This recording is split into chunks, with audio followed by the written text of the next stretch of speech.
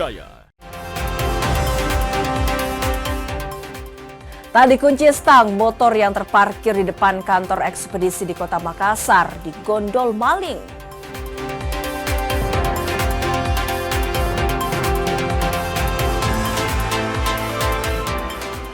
Tim SAR evakuasi mahasiswa yang terjebak dalam goa. Evakuasi berlangsung dramatis melalui tebing setinggi 25 meter.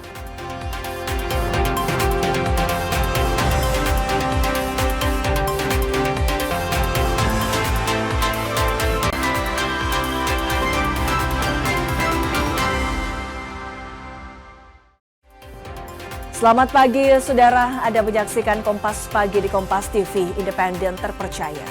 Selain 3 berita utama tadi, beragam informasi penting dan menarik lainnya akan kami hadirkan untuk Anda. Bersama saya Wafik Asisa, kita jelang Kompas Pagi selengkapnya. Saudara, aksi pencurian sepeda motor di Makassar, Sulawesi Selatan terekam CCTV. Pelaku yang beraksi seorang diri membawa kabur motor yang tidak terkunci stang dengan cara didorong. Rekaman kamera pengawas atau CCTV ini memperlihatkan aksi pencurian sepeda motor di depan kantor ekspedisi di Jalan Rege 2, Kecamatan Talo, Makassar pada 25 Juli 2026 dini hari. Pelaku dengan mudah membawa kabur motor yang tidak terkunci stang dengan cara didorong. Akibat pencurian ini, korban alami kerugian puluhan juta rupiah. Kejadian itu jam 4:40. Hari apa? Di hari Minggu, Pak. Minggu dini hari berarti ya? Iya, Minggu dini hari. Itu bagaimana caranya bisa hilang motornya itu? Caranya itu pada saat kami semua ini selesai menyetir paket di jam 1. Ya, setelah itu kami semua kecapean dan tertidur. Dan di jam 4:30-an dia datang dari ujung sendiri pakai helm. Dia berdiri di sini kurang lebih 10 menit. Dan setelah dia lihat tidak ada orang, dia langsung melancarkan aksinya. Kasus pencurian sepeda motor ini telah dilaporkan ke Polsek Talo dan dalam penyelidikan pihak kepolisian. Arif Tirtada, Kompas TV Makassar, Sulawesi Selatan. Saudara, aksi pembalakan liar di kawasan hutan lindung di Kabupaten Buton Selatan berhasil digagalkan polisi. 5 warga ditangkap dan ratusan batang kayu jati disita sebagai barang bukti. Tim Unit Reaksi Cepat Satreskrim Polres Buton bersama Unit Reskrim Polsek Sampolawa mendatangi kawasan hutan lindung di Desa Handea, Kecamatan Sampolawa, Kabupaten Buton Selatan. Mereka menerima laporan dugaan penebangan kayu ilegal di kawasan hutan lindung. Polisi menemukan batang kayu diduga hasil penebangan liar. Polisi juga menyita 2 unit mesin penebang pohon serta 1 unit truk yang diduga digunakan untuk mengangkut kayu hasil penebangan. Polisi juga menahan 5 orang yang terlibat dalam penebangan ini. Barang bukti ini sudah ratusan batang yang telah ditampung di tempat ini. Ya, alhamdulillah semua pelaku sebanyak 5 orang sudah kami amankan dan saat ini kami bawa di Polres Buton untuk melakukan pemeriksaan. Barang bukti ratusan batang kayu, mesin pemotong dan 1 unit truk dibawa ke Polres Buton. Sementara 5 pelaku jalani pemeriksaan lebih lanjut. Devrianto Neke, Kompas TV Buton Selatan, Sulawesi Tenggara. Polisi masih mengejar terduga pelaku penganiayaan satu keluarga di Kelurahan Duyu, Palu. Kejadian pada Minggu malam ini menyebabkan ayah dan anak balita meninggal dunia, sementara sang ibu masih menjalani perawatan intensif. Tim Jatan Ras Reskrim Polresta Palu masih terus melakukan pengejaran terhadap terduga pelaku penganiayaan satu keluarga di Kelurahan Duyu. Identitas terduga pelaku kini sudah dikantongi petugas. Akibat peristiwa pada Minggu malam tersebut, sang ayah dan anaknya yang masih berusia 2 tahun meninggal dunia. Sementara istrinya saat ini masih dirawat intensif di Rumah Sakit Bayangkara Palu. Setelah kejadian, polisi langsung melakukan olah TKP dan memeriksa sejumlah saksi di antaranya tetangga korban, serta pemilik usaha pemotongan ayam tempat korban dan pelaku bekerja. Kasat Reskrim Polresta Palu AKP Ismail Bobi bilang, antara korban dan pelaku merupakan rekan kerja di tempat pemotongan ayam. Hubungan keluarga tidak ada, hanya sama karyawan ya. Berarti tempat dia sama-sama kerja di pemotongan ayam itu. Kondisi korban selain ada yang meninggal, itu ada yang kritis, itu seperti apa sekarang? Untuk istrinya korban, saudara Jamil, laki Jamil, itu sampai sekarang dari tadi malam itu dilakukan perawatan intensif di Rumah Sakit Bayangkara. Pihak kepolisian masih mendalami motif kasus tersebut, serta mengimbau warga agar segera melapor jika mengetahui keberadaan terduga pelaku. Tim Liputan, Kompas TV, Palu, Sulawesi Tengah. Saudara, Kejaksaan Negeri Jayawijaya menyita dana sebesar 18,2 miliar rupiah dari korupsi dana kampung. Dari kasus korupsi itu, 9 orang ditetapkan tersangka. Kejaksaan Negeri Jayawijaya di Provinsi Papua Pegunungan mengeksekusi pengembalian uang negara senilai 18,2 miliar rupiah, tindak pidana korupsi penyalahgunaan pengelolaan dana desa dan alokasi dana desa Kabupaten Lanijaya tahun anggaran 2022-2024. Kepala Kejaksaan Negeri Jayawijaya, Sunandar Pramono, mengatakan uang tersebut disita dari 2 terpidana, yakni YFM sebesar 16,2 miliar rupiah dan AS sebesar 2 miliar rupiah. Sunandar menjelaskan bahwa penyelamatan kerugian keuangan negara ini merupakan putusan pengadilan yang memerintahkan perampasan uang untuk negara. Selain uang tunai, Kejaksaan juga menyita sejumlah aset lainnya, di antaranya mobil, tanah, dan rumah yang tersebar di Wamena, Biak, Yogyakarta, Jayapura, hingga Toraja. Di hadapan kita ada sejumlah uang sebesar 18 miliar 242 juta 674 juta 102 rupiah. Uang yang kita dapatkan ini kita dapatkan dari terpidana YFM dan AS, dan berdasarkan putusan pengadilan untuk memerintahkan perampasan uang dimaksud sebesar 18 miliar ini dengan rincian kami dapatkan dari YFM sebesar 16 miliar 242 juta 674 ribu 102 rupiah, sedangkan dari saudari AS sebesar 2 miliar rupiah. Vindi Rakmeni, Kompas TV, Jayapura, Papua.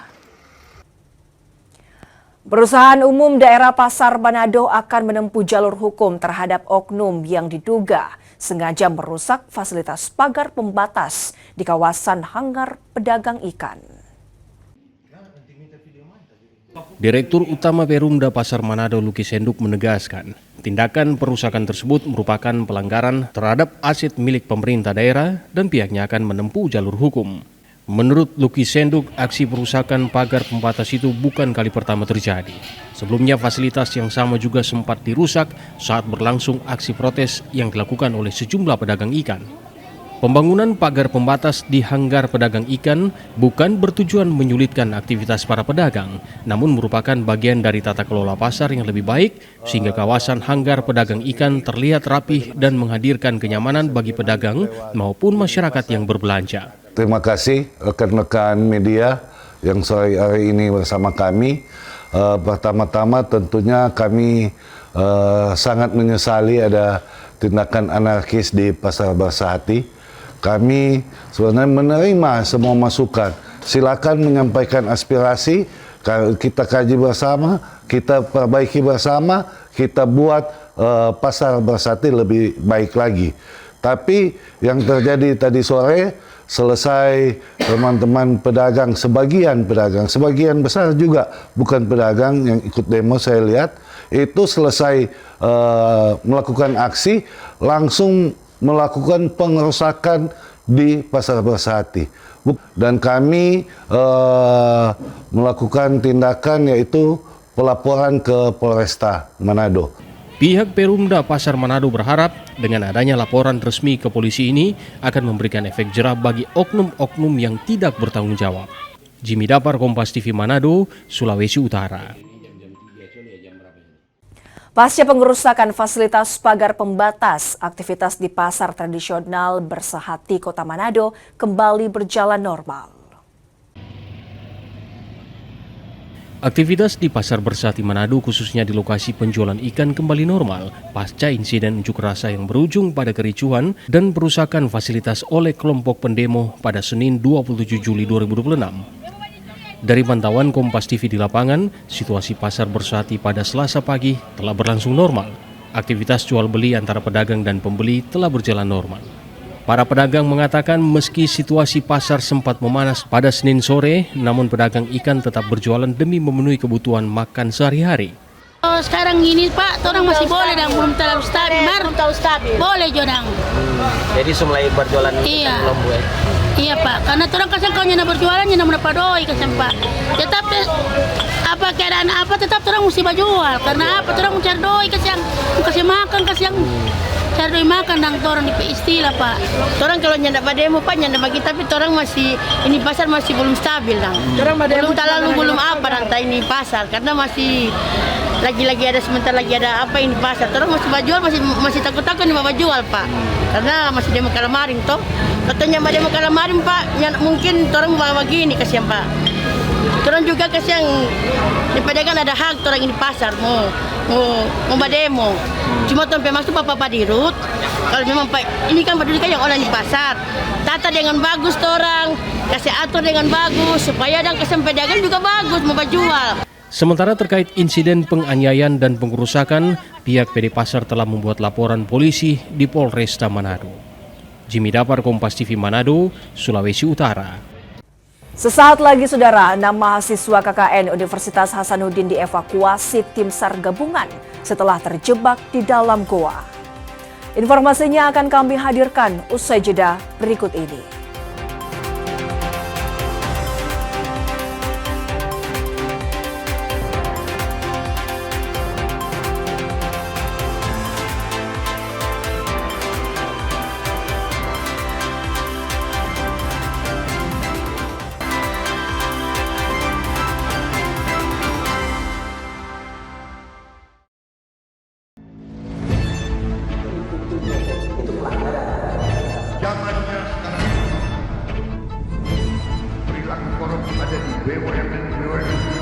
Jangan lompat ke kesimpulan tanpa menjelaskan dirinya. Saya anak buahnya Prabowo. Gaji tidak naik kan? Hanya 5.000 orang. Bahwa hal tersebut tidak boleh. Bola Liar setiap Jumat pukul 8:30 malam live di Kompas TV. Ketahui berita dan informasi seputar kekhasan, gagasan, tantangan, serta inovasi di 38 provinsi dan 514 kabupaten kota di seluruh tanah air yang terajut menjadi inspirasi bagi bangsa. Berbagai informasi aktual dan menarik dari berbagai daerah di tanah air dalam Jurnal Nusantara. Ikuti Jurnal Nusantara setiap hari pukul 6:30 pagi, live di Kompas TV.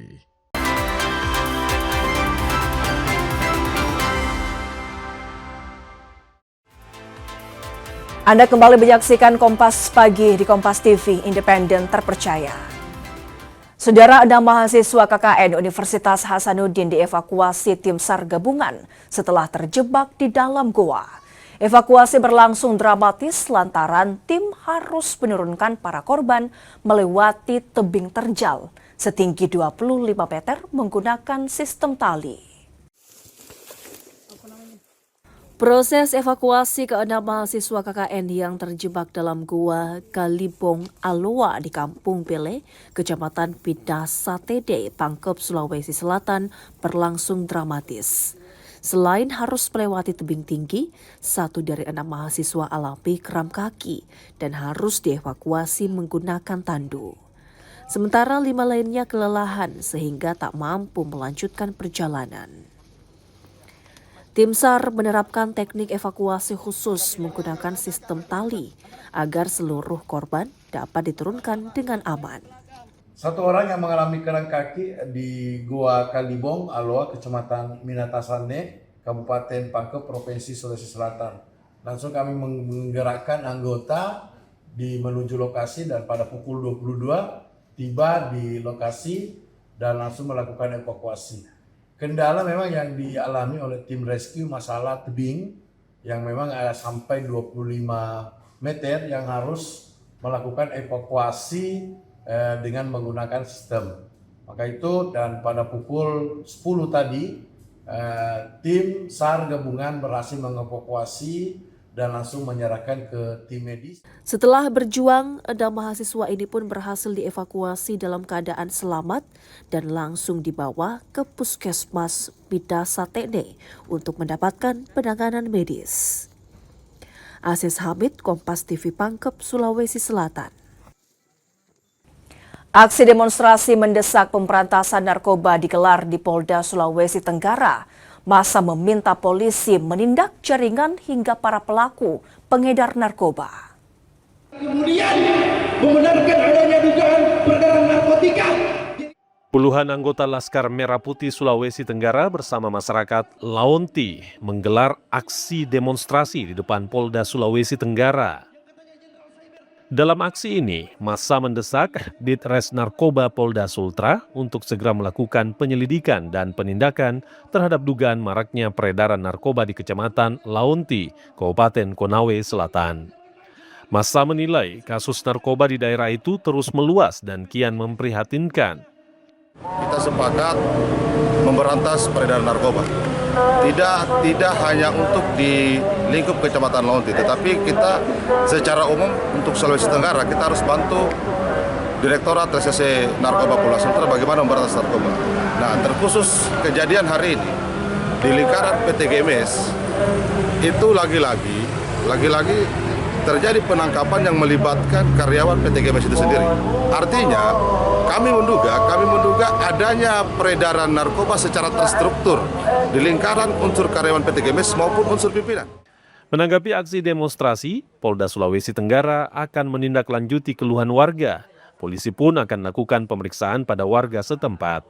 Kami sangat merespon baik. Ini membuktikan bahwa masyarakat Sulawesi Tenggara, khususnya Laonti, sangat mendukung bagaimana generasi kita, warga Laonti secara umum Sulawesi Tenggara bebas dan bersih dari narkoba. Kami sangat mengapresiasi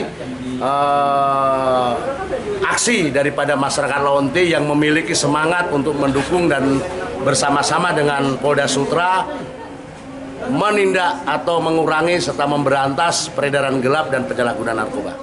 Selain polisi, massa juga mendesak BNN Provinsi Sulawesi Tenggara untuk melakukan tes urin secara menyeluruh terhadap karyawan perusahaan tambang guna mencegah penyalahgunaan narkotika di lingkungan kerja. Silviansyah Kia, Kompas TV Kendari, Sulawesi Tenggara. Kasus dugaan korupsi penggunaan anggaran penyedia barang dan jasa senilai lebih dari 6,5 miliar rupiah di DPRD Papua Barat Daya kini naik ke tahap penyidikan. Direktorat Reserse Kriminal Khusus Polda Papua Barat Daya resmi menaikkan status hukum kasus dugaan korupsi di Sekretariat DPR Papua Barat Daya tahun anggaran 2024 ke tahap penyidikan. Penyidik telah memiliki bukti awal kasus penyediaan barang dan jasa senilai lebih dari 6,5 miliar rupiah tersebut. Ada dugaan anggaran tersebut digunakan untuk kegiatan lain termasuk kegiatan reses anggota dewan. Polisi juga telah memeriksa 30 orang saksi termasuk unsur pimpinan dan anggota DPR Provinsi Papua Barat Daya. Dokumen yang penting kita bisa pelajari, bahkan kita bisa melakukan penyitaan, penggeledahan dan lain sebagainya. Nah, nanti kita jabarkan ya untuk yang ditanyakan tadi terkait dengan ada anggaran reses yang digunakan ya. Maksudnya dialihkan ke dana reses begitu? Ya, sementara masih informasi sementara berdasarkan full bucket ada kecenderungan ke arah ada anggaran yang memang diserap untuk anggaran reses DPR. Yang jelas indikasi awal dari hasil pemeriksaan kami ini modus yang digunakan ini pekerjaan fiktif untuk dialihkan untuk pekerjaan yang lain atau kegiatan yang lain. Termasuk yang tidak sesuai peruntukan dianggarkan untuk anggaran reses. Ya, itu yang nanti akan kami dalam penyidikan. Dampak kemarau panjang, warga Mapili, Polewali Mandar harus menggali sumur di dekat sungai untuk mendapatkan akses air bersih. Warga juga harus mengantri untuk mendapatkan air bersih tersebut. Hampir 1 bulan, sejumlah desa di Mapili, Polewali Mandar, Sulawesi Barat mulai merasakan dampak musim kemarau panjang.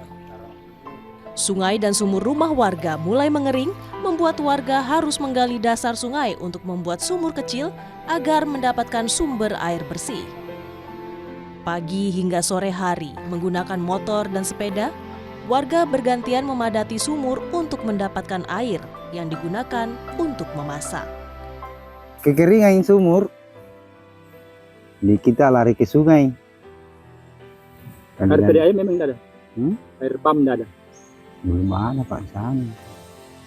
Ya, kalau kita di sini ya satu-satunya sumber air di sini. Pak, memang banyak orang yang ambil sini Pak? Banyak. Itu khusus untuk minum atau untuk yang untuk minum. Selain untuk kebutuhan memasak, warga juga menggunakan air sungai untuk mandi dan mencuci. Edwin Arwan Pitu, Kompas TV, Polewali Mandar, Sulawesi Barat. Petani Kampung Amunkai di Ambang gagal panen pada musim tanam kedua tahun 2026. Pasalnya, saluran irigasi yang mengering, dampak kemarau mengakibatkan petani tak dapat memasok air untuk tanaman padi mereka. Kemarau yang melanda sejak bulan Mei 2026 lalu mulai berdampak pada tanaman padi petani di sejumlah tempat di Merauke. Kampung Amunkai, Distrik Tanah Miring, Merauke menjadi salah satu kampung yang terdampak. Sejumlah petani yang temui memastikan tak dapat melakukan panen padi pada musim tanam 2 tahun ini. Minimnya curah hujan ditambah air irigasi yang mengering mengakibatkan petani tak dapat mengaliri tanaman padi mereka dengan air. Margono, petani yang mengolah 5 hektar lahan sawah ini, sudah pasrah tak dapat melakukan panen padi di musim tanam kedua ini. Margono menyebut jika air mencukupi seharusnya lahannya sudah diairi sebanyak 3 kali. Namun hingga saat ini hanya mampu mengairi 1 kali saja. Tanaman padinya pun perlahan mengering karena kekurangan air. Yang saya hadapi sendiri ya berbicara pribadi saya.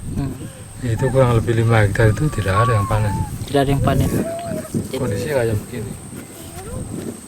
Yang seharusnya saya sudah bisa mengairi 2-3 kali, ini 1 kali saja tidak tembus. Sudah hampir tiap tahun itu ada masukan ke pemerintah. Tapi tidak tahu juga karena sampai saat ini yang mungkin terlena atau bagaimana karena musim yang lalu itu 3 tahun berturut-turut curah hujan tinggi. Justru kita kebingungan buang air. Tapi di saat kita musim MT2 menuju MT3 ini malah kekurangan air. Ini kan ironis sekali. Kendala yang kita hadapi di lapangan itu drainase primer, saluran air primer yang dari hulu ke hilir, yang dari Kelapa 1 sampai Kampung Amunkai, yang dari Pinalan sampai Kampung Amunkai itu hambatannya kita itu saluran terpenuhi dengan gurun. Hal yang sama dirasakan Komarudin. 2 hektar lahan yang ditanami padi juga dipastikan tak dapat dipanen karena kemarau. Iya, padi kita menjadi kering, coba bisa dilihat. Jadi bisa dikatakan kita sekarang ini gagal panen. Yang saya tanam itu sekitar hampir 2 hektar. 2 hektar. Tapi yang ini gagal semua. Yang berapa hektar yang gagal ini, Pak? Dua-duanya. Dua-duanya hektar. Dua. Akibat kemarau ini ya. Akibat kemarau ini. Ya, sama-sama rata-rata hampir semua sama. Petani menyebut lahan sawah di Kampung Amunkai hampir mencapai 1.000 hektar. Dari jumlah tersebut, sekitar 80% terancam gagal panen akibat kemarau. Sementara petani juga mengatakan air pasang tak dapat mencapai saluran irigasi penampung air petani di Kampung Amunkai. Sehingga petani berharap ada perhatian serius dari pemerintah untuk menangani hal tersebut. Syarif Jimar, Kompas TV Merauke, Papua Selatan. Sesaat lagi saudara, antrian panjang truk untuk mengisi solar di Makassar terus berlanjut. Informasinya akan kami hadirkan usai jeda berikut ini.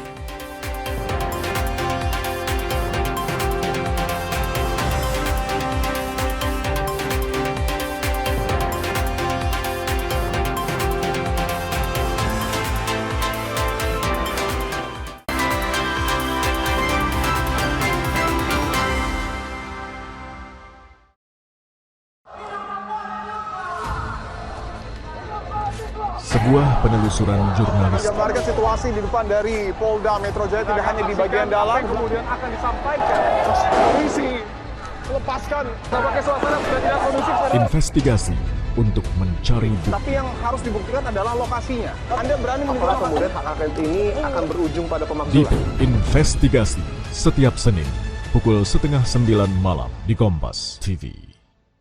Awali hari dengan sejumlah informasi terpilih. Seorang pengendara ojek online terluka parah. Usai motor yang melintasi jalan berlubang di Jakarta, longsor membuat 6 titik di Jalan Trans Papua putus total. Menjadi referensi menjalani aktivitas di pagi hari. Singapura menyebut sopir penabrak sudah ditetapkan sebagai tersangka. Dan duka cita mendalam atas meninggalnya siswa sekolah kejuruan yang mengalami kecelakaan. Kompas Pagi, setiap hari pukul 4:30 pagi, live di Kompas TV.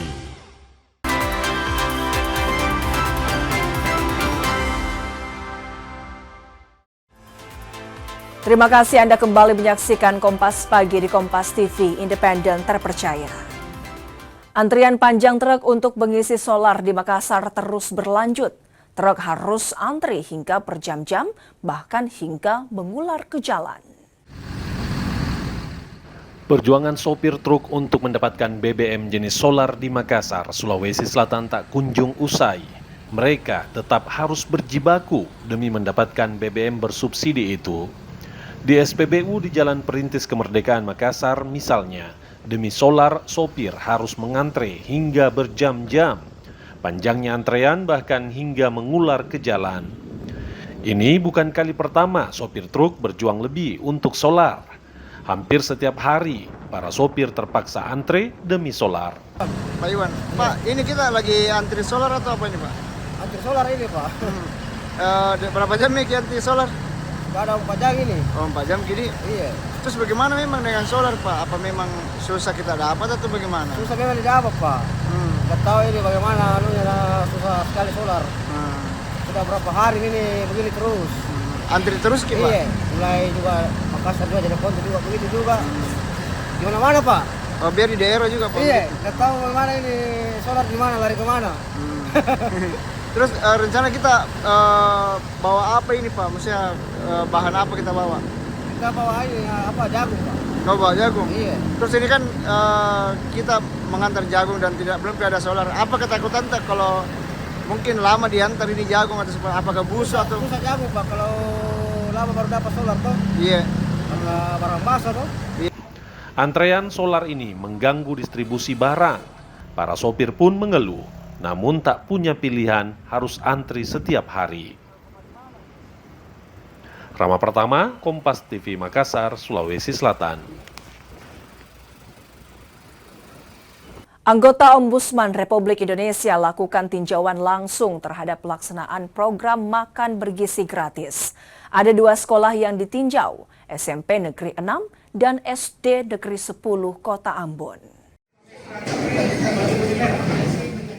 Memastikan jumlah penerima manfaat dan kelancaran penyaluran program makan bergizi gratis, anggota Ombudsman RI Fikri Yasin meninjau pelaksanaan MBG di SMP Negeri 6 dan SD Negeri 2 Kota Ambon. Dalam kunjungan kerja tersebut, Fikri mengatakan pihaknya masih menemukan beberapa catatan masalah, yakni jumlah SPPG yang belum tersebar merata hingga ke sebagian kecamatan di Kota Ambon. Akibatnya pelayanan bagi penerima manfaat belum bisa berjalan secara maksimal. Salah satu wilayah yang menjadi perhatian adalah Kecamatan Lei Timur Selatan. Di wilayah ini, SPPG belum tersedia. Kondisi tersebut membuat siswa penerima manfaat di kecamatan ini belum tersentuh program MBG. Maka kami Ombudsman mau memastikan bahwa program itu sampai betul di tingkat ujung masyarakat yang ada di Kota Ambon. Tujuan kami lebih kepada ke sana. Dan kami tidak menutup mata, temuan-temuan ini ada di lapangannya. Maka hari ini kami di Kota Ambon termasuk memastikan berapa kemudian kebutuhan penerima manfaat di sini, agar juga Pak Wali juga tahu di sini. Jangan sampai kemudian kebutuhan yang paling tahu, yang punya otoritas Pak Wali, tapi yang menempatkannya, misal karena dia program dari pusat, tapi Pak Walinya nggak tahu. Nah, harapan kita ada sinkronisasi itu.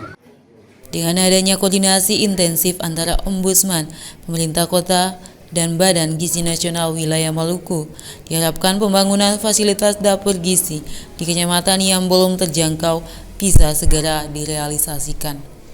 Yaya Lating, Kompas TV, Ambon, Maluku. Institut Agama Islam Negeri atau YAIN Sorong menggelar kegiatan penguatan karir dosen dan tenaga kependidikan. Kegiatan ini digelar di Aula YAIN Sorong, Kota Sorong, Papua Barat Daya. Diharapkan mampu meningkatkan profesionalisme dosen, khususnya dalam mempersiapkan kenaikan jabatan fungsional. Melalui kegiatan penguatan karir ini diharapkan semakin banyak dosen yang mampu meraih jabatan fungsional lebih tinggi, hingga kualitas pendidikan tinggi dan daya saing perguruan tinggi di Papua Barat Daya terus meningkat. Kami ingin meningkatkan status mereka dari sisi kualifikasi mereka untuk jenjang jabatan fungsional, misalnya menjadi profesor, menjadi lektor kepala, dan lektor ini merupakan salah satu bagian dari usaha untuk bagaimana mengakui profesionalisme dari dosen-dosen yang ada di kampus-kampus kami ini. Karena memang setiap dosen itu memiliki beban yang sangat luar biasa untuk bagaimana bisa menerapkan yang namanya tridharma perguruan tinggi di mahasiswa dan juga di masyarakat secara umum. Produk kebiri asal Kabupaten Luwu, Sulawesi Selatan menembus pasar internasional. Di tahap awal ada 10,2 ton kebiri diekspor menuju Arab Saudi. Kebiri ternyata jadi salah satu komoditi yang menjanjikan. Ini terbukti dengan diekspor rempah ke luar negeri. Ada kebiri asal Kabupaten Luwu, Sulawesi Selatan yang diekspor ke Arab Saudi. Di tahap awal ada 10,2 ton kebiri yang diekspor ke Jeddah. Pelepasan ekspor dihadiri Wakil Gubernur dan Kepala Perwakilan Bank Indonesia Sulawesi Selatan, Wakil Gubernur Sulsel Fatmawati Rusdi menilai keberhasilan ini menunjukkan pembinaan atau pendampingan UMKM mampu meningkatkan daya saing hingga memperluas akses pasar. Terima kasih kepada Bank Indonesia, perwakilan Provinsi Sulawesi Selatan yang telah memberikan pendampingan ke pelaku UMKM kita, Onstal Kopam, yang ternyata udah berkiprah 2 tahun ya, yang mana sebelumnya tadi kita sudah dengarkan ceritanya, perjalanannya mulai dari benar-benar UMKM yang di bawah rumah sampai difasilitasi juga dengan pemerintah Kabupaten Luwu.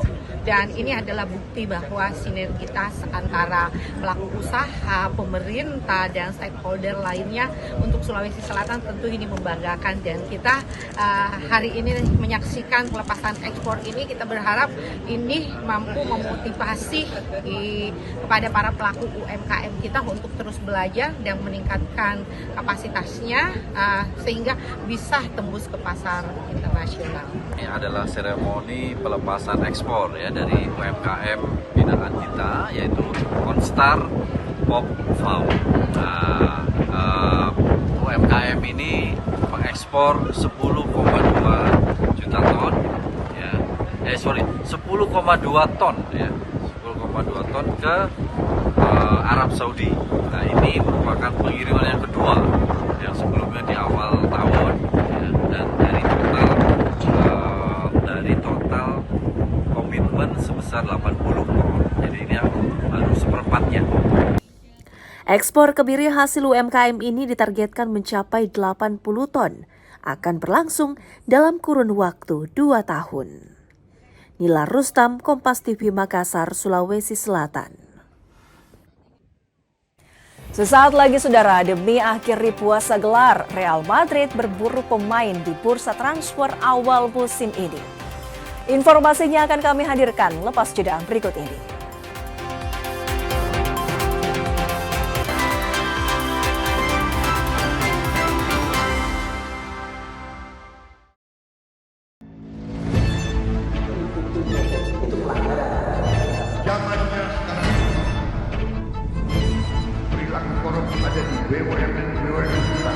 Jangan lompat ke kesimpulan tanpa menjelaskan dirinya.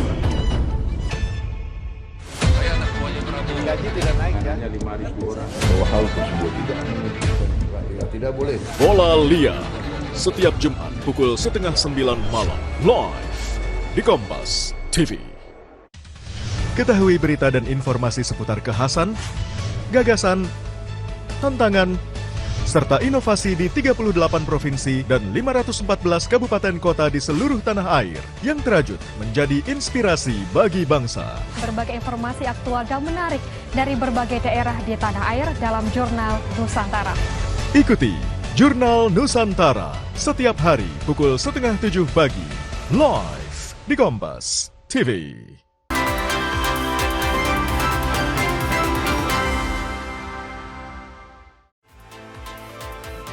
Anda kembali menyaksikan Kompas Pagi bersama saya Wafik Asisa. Saudara, demi akhiri puasa gelar, Real Madrid berburu pemain di bursa transfer awal musim ini. Mereka mendatangkan sejumlah pemain demi mendongkrak performa tim dan mengalahkan dominasi sang rival. Hadapi laga uji coba dalam tur pramusim di Jerman, Inter kembali menang hadapi tim Divisi 2 Bundesliga Karlsruhe. Nerazzurri menang 2-1. Bertanding di Wilda Park Stadion, Inter Milan kebobolan lebih dulu kala babak kedua memasuki menit 50. Tim Civeza bawa tuan rumah unggul lebih dulu. Tertinggal, Nerazzurri kesulitan membongkar rapatnya pertahanan tuan rumah. Gol penyama kedudukan akhirnya hadir di menit 91. Sepakan volley Andy Diouf bawa Nerazzurri samakan skor 1-1. Selang 3 menit, brace Andy Diouf balikan keunggulan Inter Milan sekaligus mengakhiri tur di Jerman dengan kemenangan 2-1. Selanjutnya, Inter akan terbang ke Hong Kong melanjutkan tur pramusim untuk menghadapi Manchester City dan AC Milan. Indonesia tampil dikdaya kala jumpa Kamboja pada duel perdana Grup A Piala AFF di Stadion Pakansari. Indonesia raih kemenangan meyakinkan 5-1. Baru 6 menit laga berjalan, skuad Garuda langsung membuka skor melalui tendukan Mikkel Becker. Brilliant. Mitch Baker marks his debut with a goal. It's taken him just 5.5. Memasuki menit 15, Mikkel Becker persembahkan gol kedua di laga debut untuk membawa armada John Herman unggul 2-0. And Mitch Baker gets his second goal of the game. Di menit 24, sepak pojok Tom Haye di konferensi menjadi gol tendukan Sandy Walsh. 3-0 Indonesia menjauh hingga rehat. But Sandy did. 3 menit selepas rehat, gol bunuh diri Dadeo tipiskan ketinggalan Kamboja 1-3. Cambodia's first shot on target has found its way in, and it's Sok Meng, the fullback. Namun, hat-trick Mikkel Becker kembali jauhkan skor Indonesia 4-1 di menit ke-56.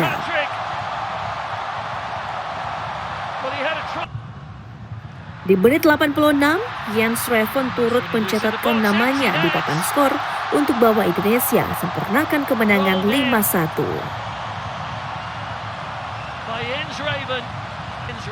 Di laga kedua, skuad Garuda akan jumpa Timor Leste pada Jumat mendatang.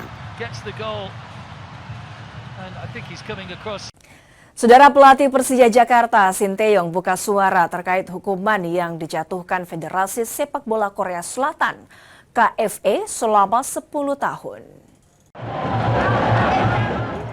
Sanksi ini dijatuhkan KFA bermula saat pelatih 55 tahun menjabat sebagai pelatih klub Korsel Ulsan Hyundai tahun lalu.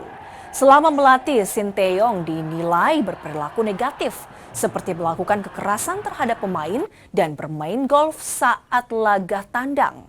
Menanggapi hukuman tersebut, Sinteyong akhirnya buka suara. Menurutnya, sanksi yang dijatuhkan ke FA tidak 10 tahun. Selain itu, adanya hukuman tersebut tidak mempengaruhi statusnya sebagai pelatih Persija Jakarta. 전혀 문제가 없고요. 10년은 절대 아니고 전혀 제가 자카르타 감독으로서 감독직을 수행하는데 1%도 문제가 없는 징계범이고요. 그리고 제가 또 여기서 솔직히 뭐 억울한 부분도 많이 있고 우리 여기 있는 여러 기자분들한테 정확히 얘기는 다 하고 싶지만 그래도 제가 울산 HD의 전임 감독으로서 어느 정도는 감내하고 내가 가겠다. 그리고 저는 프레시자 자카르타 팀을 위해서 왔기 때문에 앞으로 거기에만 올인하겠다. 그렇게 하시면 되겠습니다. 10년은 절대 아니고 유언비어고요. 다시 한번 얘기하지만 징계 수위나 이런 것은 내가 감내하지만 자카르타 감독으로서 수행하는 데는 1%의 진학도 없습니다. Saudara, tampil impresif tim DKI Jakarta dan Sasana Raja Wali Sakti sabet gelar juara umum Kejurnas Wushu Kungfu dan Taulu Open 2026. 700 atlet dan 13 provinsi, 43 sasana unjuk kemampuan dalam Kejurnas Wushu Kungfu serta Taulu Open 2026 yang digelar mulai 24 hingga 26 Juli di kawasan Alam Sutra Tangerang. Kontingen DKI Jakarta mendominasi di Kejurnas Wushu Kungfu. Anak-anak ibu kota total mengemas 94 emas, 65 perak, dan 49 perunggu untuk menyabet gelar juara umum. Sementara di ajang Taulu Open, Sasana Raja Wali Sakti yang langganan lahirkan talenta berkelas rebut gelar juara umum. Raja Wali Sakti merengkuh total 20 emas, 16 perak, dan 24 perunggu. Sekjen PB Wushu Indonesia, Ngatino bilang kejuaraan ini tak hanya jadi ajang unjuk kemampuan atlet, tapi juga bagian dari seleksi menuju panggung internasional. Kita memulai dari kita Indonesia yang kita juga sering mengirim ke internasional, tetapi yang kita kirim tentunya belum melalui babak seleksi. Nah, ini bagian dari kita melihat ada atlet-atlet tim-tim yang layak untuk kita kirim ke event-event yang internasional.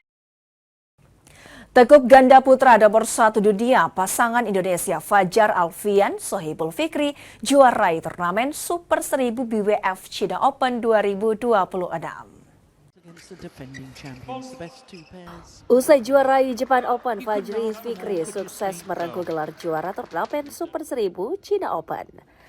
Bertanding di Olympic Sports Center, Gymnasium Changshu, Fajar Fikri harus tertinggal lebih dulu di set pembuka dari ranking 1 dunia asal Korsel, Kim Won-ho Sung Seung-jae. Namun ambisi pertahankan gelar juara yang diraih tahun lalu membuat unggulan dua ini kembali fokus dan mampu merebut 2 gym berikutnya. Fajar Fikri menang rubber gym 16-21, 21-19, dan 21-19. Selain pertahankan gelar juara, Fajar Fikri juga membuka keran trofi turnamen Super 1000 bagi Indonesia pada tahun ini.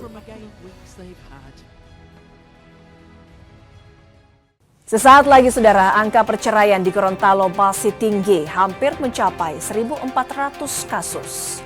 Informasinya akan kami hadirkan usai jeda berikut ini.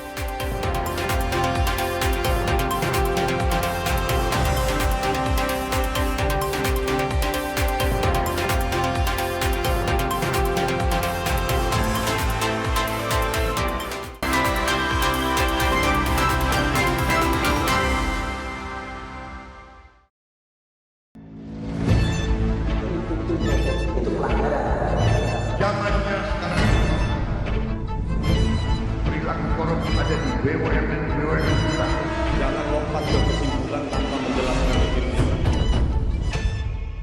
Saya anak buahnya Prabowo. Gaji tidak naik kan? Hanya 5.000 orang. Bahwa hal tersebut tidak boleh. Bola Liar setiap Jumat pukul 8:30 malam live di Kompas TV. Ketahui berita dan informasi seputar kekhasan, gagasan, tantangan, serta inovasi di 38 provinsi dan 514 kabupaten kota di seluruh tanah air yang terajut menjadi inspirasi bagi bangsa. Berbagai informasi aktual dan menarik dari berbagai daerah di tanah air dalam Jurnal Nusantara. Ikuti Jurnal Nusantara setiap hari pukul 6:30 pagi, live di Kompas TV.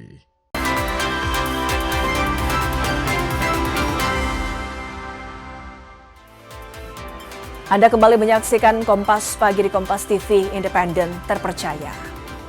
Saudara, angka perceraian di Gorontalo masih terbilang tinggi. Kasus perceraian hingga kini hampir mencapai 1.400 kasus. Masalah ekonomi jadi salah satu pemicu angka perceraian tinggi. Sejak Januari hingga Juni 2026, angka perceraian di Gorontalo terus meningkat, baik cerai talak maupun cerai gugat. Pengadilan Tinggi Agama Gorontalo mencatat pengajuan kasus perceraian saat ini mencapai sekitar 1.356 pengajuan. Dari 1.356 kasus perceraian, 232 kasus diajukan oleh suami, sementara 1.124 kasus diajukan oleh istri. Panitera Pengadilan Tinggi Agama Gorontalo bilang, ratusan perkara perceraian ini didominasi pertengkaran hingga masalah perekonomian rumah tangga. Jumlah yang diterima sampai pada Juni ini atau semester kedua ini adalah cerai talak 232, kemudian cerai gugat 1.124. Cerai talak itu adalah diajukan oleh pihak laki-laki, kemudian cerai gugat yang diajukan oleh pihak perempuan. Jumlah perkara yang dominan di sini adalah cerai gugat, berarti perempuan yang mengajukan. Nah, karena mungkin terus-menerus karena tidak faktor ekonomi atau ya masih juga kekerasan rumah tangga barangkali ini sehingga terjadi pertengkaran terus-menerus. Tapi saya melihat bahwa pertengkaran terus-menerus itu saya lihat didominasi karena ekonomi. Saya yakin itu. Pengadilan Tinggi Agama Gorontalo berharap masalah perkara rumah tangga yang berujung pengajuan perceraian dapat berkurang dan diselesaikan secara mediasi maupun kekeluargaan. Fikar Buntuan, Kompas TV Gorontalo. Kepastian jaminan perlindungan finansial memerlukan tata kelola yang komprehensif agar kesejahteraan dan kebutuhan dasar kesehatan warga negara dapat terpenuhi. Lalu sejauh mana upaya pemerintah mewujudkannya? Berdasarkan Indeks Pelayanan Kesehatan yang dirilis Numbeo, perusahaan data statistik kualitas hidup menempatkan Indonesia pada posisi 59 dari 100 negara di dunia pada pertengahan tahun 2026. Sementara itu, Indonesia tengah menghadapi perubahan iklim yang dapat memengaruhi kesehatan. Terjadi pergeseran pola cuaca layaknya suhu, curah hujan, kenaikan air laut ke tingkat ekstrim. Maka dari itu dibutuhkan pengelolaan komprehensif di bidang jaminan sosial untuk memenuhi kesejahteraan dan kebutuhan dasar kesehatan masyarakat sesuai amanat Undang-Undang Nomor 40 Tahun 2004 tentang Sistem Jaminan Sosial Nasional. Namun, upaya besar pemerintah mewujudkan jaminan sosial nasional masih terdapat beberapa problematika yang harus diperhatikan, khususnya kepesertaan yakni 20 juta peserta nonaktif dan dana tunggakan iuran yang menumpuk. Terkait hal itu, Timbul Siregar dari BPJS Watch menilai banyaknya permasalahan yang terjadi perlu ditindaklanjuti agar penyaluran tepat pada penerima manfaat jaminan kesehatan nasional. Jadi kasus-kasus yang saya ceritakan tadi itu kan terkait dengan bagaimana kemampuan Vaskes tingkat 1 untuk pencegahan sehingga menurunkan tingkat kuratif. Kemampuan rumah sakit untuk bisa diakses lebih mudah, bisa merawat tanpa lagi harus ada fraud yang dilakukan. Demikian juga dengan alat kesehatan, obat, itu juga harus dijamin karena pasal 22 ayat 1 itu menjamin bahwa obat adalah bagian yang dijamin oleh JKN. Di lain pihak, Hasbulo Tabrani, pakar ekonomi kesehatan, turut menanggapi problema yang terjadi dalam tata kelola penyaluran manfaat jaminan kesehatan nasional yang harus berpedoman pada kesejahteraan mendasar. Tujuan dari JKN adalah memastikan bahwa setiap penduduk yang sudah bayar iuran, jadi peserta, Jika dia butuh pelayanan kesehatan sesuai kebutuhan medis, dia dapat dilayani tanpa harus menyebabkan kantongnya bolong. Pengamat asuransi Irfan Raharjo menilai sejumlah penyakit yang mengancam jiwa dapat menjadi beban BPJS. Dan kita tahu juga kurang lebih 30% dari biaya pelayanan BPJS itu berasal dari penyakit katastrofik. Penyakit katastrofik itu penyakit-penyakit kronis yang berbiaya besar seperti jantung, ginjal, thalassemia, stroke, dan seterusnya. Ada kurang lebih 9 penyakit kritis yang berbiaya besar. Meskipun pemerintah tengah merencanakan solusi terbaik untuk terwujudnya jaminan kesehatan nasional yang dikelola oleh BPJS, asas gotong royong untuk melindungi penduduk Indonesia sejak awal dilahirkan hingga lansia tetap membutuhkan sokongan melalui iuran yang telah ditetapkan berdasarkan peraturan yang ada. Jadi memang kalau kita bisa asumsikan bahwa 9 dari 10 peserta BPJS Kesehatan itu merasa puas gitu ya. Tentu saja dalam hal ini kita sebagai suatu badan ya untuk penyelenggarakan pelayanan publik, tentu saja pasti harus ada perbaikan-perbaikan. Tren program Jaminan Kesehatan Nasional terus menunjukkan pertumbuhan dalam 3 tahun terakhir. Jumlah peserta meningkat secara konsisten, dari 260 juta jiwa pada 2023 menjadi 278,1 jiwa dan mencapai 282,7 juta jiwa pada 2025. Seiring bertambahnya peserta, pendapatan iuran yang sempat stabil di angka 151,6 triliun rupiah meningkat menjadi 176,7 triliun rupiah pada 2025. Pada saat yang sama, tingkat pemanfaatan pelayanan JKN juga semakin tinggi. Dari 606,7 juta kali pelayanan pada 2023, meningkat tajam menjadi 725,3 juta kali pada 2025. Kenaikan ini mencerminkan semakin luasnya cakupan peserta, sekaligus meningkatnya kebutuhan masyarakat terhadap pelayanan kesehatan melalui program JKN. Di situ baru terasa manfaat-manfaat BPJS, dari rawat inapnya, obat-obatan, dari rumah sakitnya, ya kan. Terus sampai sekarang, ibu saya masih terima manfaatnya di BPJS selama sudah berjalan 2 tahun. Terbantu sekali ya dengan adanya BPJS Kesehatan ini. Khususnya untuk persalinan anak kedua saya, ya full semua di cover sampai dengan pengobatan istri saya. Siapa yang tak ingin sehat? Tentunya pasti setiap maklumat. Jalan dibuat mungkin sudah tepat, yang pasti butuh laporan yang tepat. Klinis Oktania, Kompas TV, Jakarta. Saudara, informasi tadi sekaligus mengakhiri kebersamaan kita dalam Kompas Pagi di Kompas TV Independen Terpercaya. Saya Wafik Asisah mewakili seluruh kerabat kerja yang bertugas pamit. Terima kasih, selamat beraktivitas dan sampai jumpa.